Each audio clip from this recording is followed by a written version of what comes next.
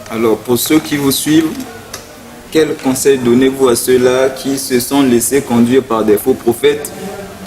Aujourd'hui, des foyers sont détruits parce que des prophètes ont dit certaines prophéties qui ont détruit des familles. Alors, quel conseil donnez-vous à ce peuple-là qui vous suit, ceux qui traversent ces moments difficiles? Oh, ce que je vais donner comme conseil, peut-être ça ne va pas aider certaines personnes. Je veux recommander tout le monde à la parole de Dieu.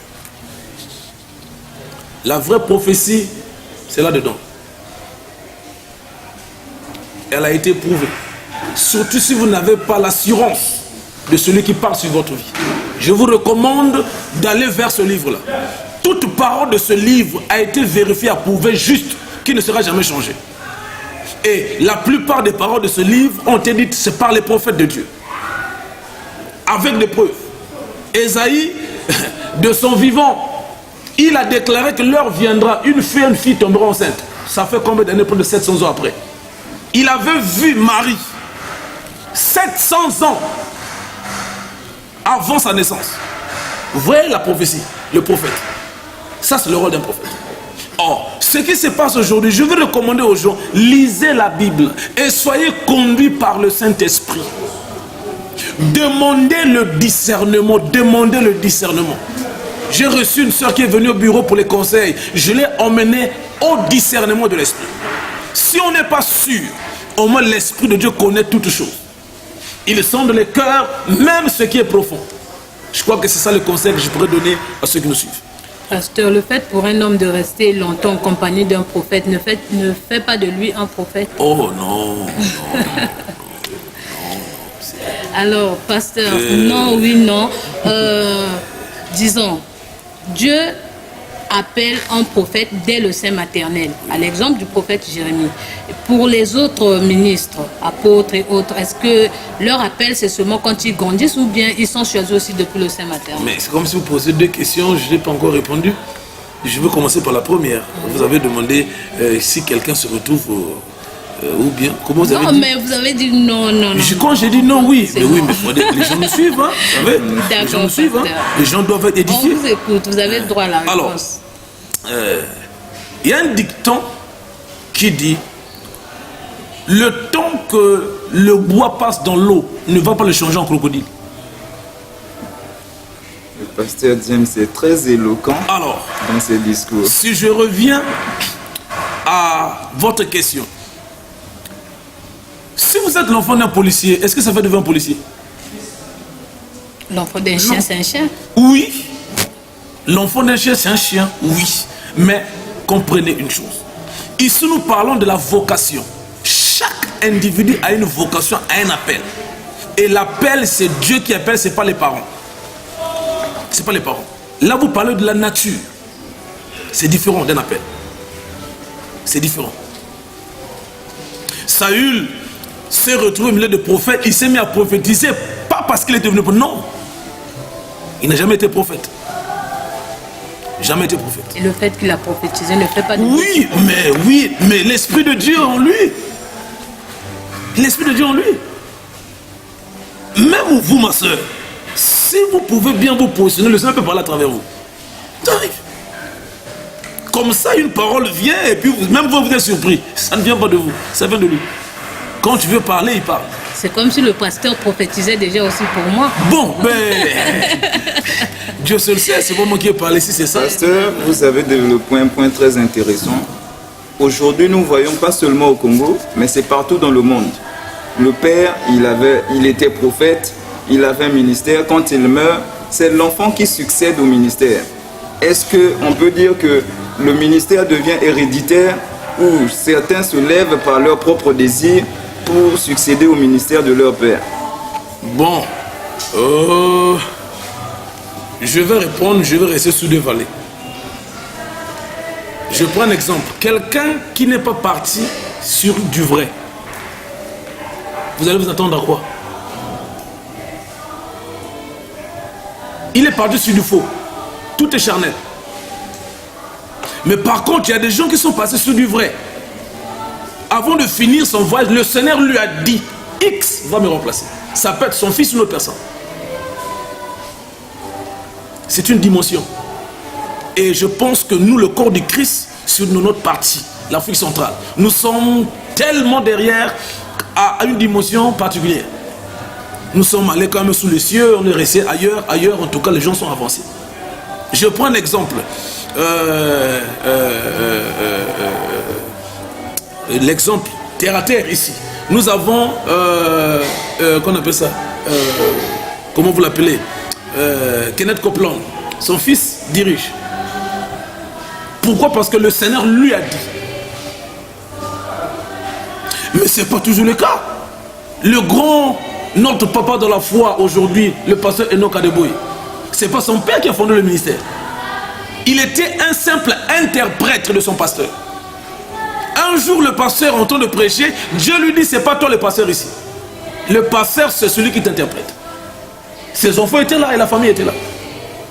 Le pasteur finit de faire son sermon, il dit, bon voilà, je vous présente votre pasteur. Et l'interprète était surpris. Il dit, votre pasteur, il est là. Les gens réagissent et tout. Aujourd'hui, c'est le père, c'est le modèle aujourd'hui. En fait, tout converge vers lui. Donc, ce n'est pas toujours le cas. Parce que moi, je veux positiver la situation. Permettez.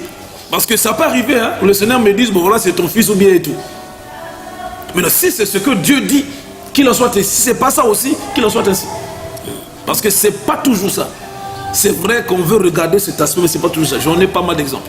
En vous écoutant, vous êtes un grand lecteur. Vous avez cité des noms que nous avons l'habitude d'écouter.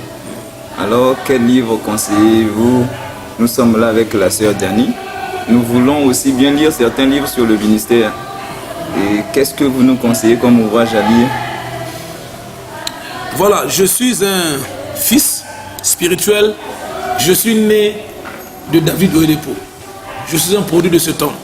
Alors ce temps a écrit pas mal de livres. Il a écrit un livre qui est très important. Nous-mêmes, il nous dit, deux fois, il dit, lorsque nous voyageons avec nos comités, il dit au comité, si votre personne n'a pas ce livre-là, il ne faut même pas lui laisser t'imposer sa main. Donc c'est un livre qui est tellement important, les exploits dans le ministère, écrit par le docteur David Oyedepo. Donc c'est un livre que vous pouvez lire, je crois, vous serez fondé sur la bonne base. Peu importe les déviations, si quelqu'un vous dirige, lisons ce livre, je crois que vous serez sur les bonnes rails. Que Dieu vous bénisse. Pasteur, Jésus-Christ étant avec les apôtres, formait-il une église? Avec les apôtres? Non. L'église a commencé après Actes des apôtres, après l'effusion du Saint-Esprit. Jésus est venu former les disciples de son vivant. Un jour, quand Pierre a la révélation de sa vraie identité, il dit, maintenant que tu as trouvé, je vais bâtir mon église à travers cette pierre-là. Et c'est Pierre qui commence la première église. Wow, je suis désolé, on nous enseigne aujourd'hui que la première église, c'est l'église universelle, donc l'église catholique et tout. Enfin, je suis désolé. L'église a commencé dans Actes chapitre 1. Ils étaient tous ensemble, glorifiant Dieu, le Saint-Esprit est venu et ils sont mis à prêcher le mot. C'est là où l'église avait commencé. Donc c'est pas juste. Vous avez parlé des évangélistes et nous connaissons des évangélistes comme Renard Banquet et Daniel Kolinda. Est-ce que quand Dieu appelle quelqu'un, sa mission se limite au plan national ou c'est sur le plan international que Dieu l'envoie? Dieu, dans ce point, ce n'est pas l'homme qui détermine l'espace. C'est Dieu qui détermine. Vous avez parlé de Renard Banquet. Vous voyez, c'est un Allemand. Il était envoyé pour l'Afrique. Il est le seul évangéliste qui a impacté l'Afrique. Ils sont nombreux, ils sont passés ici. Il a fait des choses que même Ida Ouroussa n'a pas fait. Parce que Dieu lui avait parlé, je t'ai envoyé pour l'Afrique. Voilà pourquoi vous voyez Koulenda, c'est un fils. En fait, c'est la même vision qui se poursuit. Là, je reviens sur la question. Koulenda n'est pas le fils biologique de Renard Banquet. Il a ses enfants. Donc, par contre, il y a d'autres personnes, Dieu appelle, voilà, je t'établis par exemple apôtre de ton pays. Si une telle personne sort du pays, il a échoué. Il y a des gens qui ont été appuyés pour l'Afrique centrale, d'autres personnes pour toute l'Afrique, d'autres personnes de renommée internationale. Voilà pourquoi il faut être sensible pour écouter la voix de Dieu. Parce que quand Dieu conduit quelqu'un, le ministère est par phase. Il dit par exemple, maintenant là, Dieu va appeler David Oyedepo, maintenant là d'abord, implanter l'église. Après, il dit l'invasion de l'Afrique. Il envoie les gens en Chine. Dieu a dit, je ne suis pas avec toi là-bas. Il a ramené les gens au pays. Aujourd'hui, Dieu l'a dit, mais il faut attaquer la Chine. L'église est implantée partout. Donc, c'est des phases. Il y a d'autres personnes, Dieu les a appelées seulement pour l'Afrique ou pour un endroit particulier. Ça veut dire, il est résident ici au Congo. Dieu lui dit, va au Zimbabwe, va commencer là-bas. Dès que Dieu parle, Dieu te précède là-bas déjà. Il n'est pas avec toi ici. Voilà, pasteur. Nous parlons de l'international à travers le monde. C'est l'occasion aussi pour tous ceux qui nous suivent. Parmi des milliers de personnes qui nous suivent, il y a ceux qui sont sous l'oppression satanique. Il y a ceux qui sont dans des difficultés. Ils veulent des solutions. On va profiter de votre présence pour une prière en général. Ok. Nous allons prier le Seigneur. D'abord, je vais demander à tous ceux qui nous suivent. Vous êtes là peut-être dans votre salon, au bureau, je ne sais où. Croyez-moi, Jésus nous aime. Personne n'est mort pour nous. Quand nous étions encore pécheurs, la Bible dit, il est mort pour nous. Alors nous allons prier ensemble avec vous, mais j'aimerais d'abord, si vous me suivez ce soir, vous avez été touché par ce message. Vous voulez bien dire, Seigneur, pardonne mes péchés. Vous étiez chrétien, vous êtes tombé, vous pouvez encore vous relever. Parce que aussi longtemps que Dieu est là, il y a encore de l'espoir. Alors j'aimerais prier pour vous, mais d'abord, vous allez mettre juste la main droite à la poitrine. Vous allez juste répéter cette prière après moi. Dites, Seigneur Jésus, aujourd'hui, je viens à toi. Je suis pécheur, je le reconnais, je le regrette. Merci d'effacer mon nom de livre des morts. Merci de l'écrire dans ton saint livre de vie. Au nom de Jésus. Amen. Alors restez tranquille, je vais prier pour vous. Si vous avez mal au niveau du dos, je ne sais où et tout, mettez juste la main. Dieu n'a pas de limite. Il est capable, partout à la fois, Dieu peut agir. Nous allons prier au nom du Seigneur. Seigneur Jésus, merci. Merci pour cette opportunité. Il n'y a pas de limite avec toi. Seigneur, nous prions.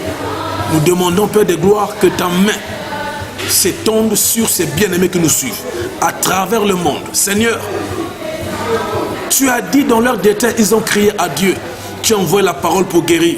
Seigneur, nous déclarons la guérison. Tous ceux qui sont sous l'oppression du diable, nous déclarons leur liberté. Ceux qui croient en Dieu pour le travail, visite-les. Ceux qui croient en Dieu pour le mariage, pour les enfants, visite-les. Ceux qui ont besoin de la paix, accorde le repos. Seigneur, merci. Que toute la gloire te soit donnée. À toi, nous retenons la louange. Parce que nous croyons, quand nous prenons accord avec ta parole, tu nous exauces toujours. Merci, Seigneur, de nous avoir exaucés. Au nom de Jésus, nous avons prié. Amen. Amen. Que Dieu vous bénisse. Merci encore à vous tous. J'espère que après ici, où que vous soyez, cherchez une église de réveil. Allez voir un pasteur qui va vous conduire aux enfermements et vous passera par les eaux du baptême et restez fermé dans l'église. Que Dieu vous bénisse encore. Merci. Merci, pasteur. Voilà, vous avez été édifié par cette exhortation du pasteur James Herman Bonga, qui est président fondateur de l'association Les Bons Samaritains. Avec le pasteur, nous avons parlé des différents ministères au sein de l'église. Vous avez suivi, vous avez été édifié. Si vous avez des questions à poser, appelez le pasteur par le numéro qui s'affiche au bas de votre écran pour des questions spéciales. Merci et au revoir, à la prochaine occasion.